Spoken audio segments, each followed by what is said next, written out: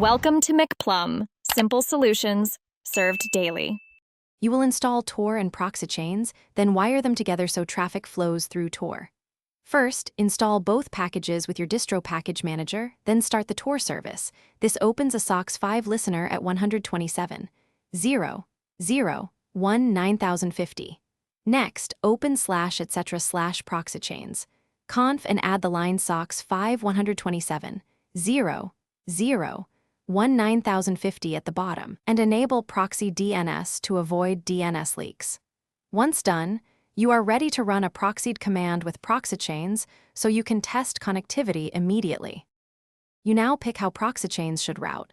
Strict chain forces sequential proxies, dynamic chain skips unreachable hops, and random chain varies routes for unpredictability.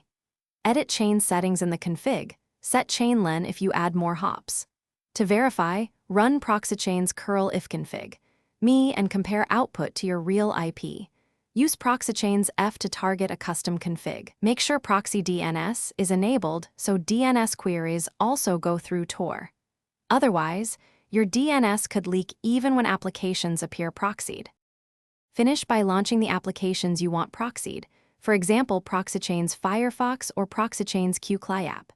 Make sure browser WebRTC is disabled and plugins that bypass proxies are avoided, because apps can leak data even with Proxychains. Confirm your Proxychains. Conf SOX line matches Tor's listening port.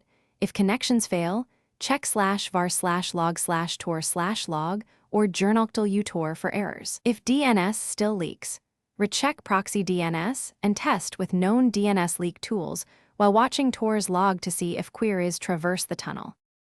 Thanks for watching. Stay juicy and subscribe.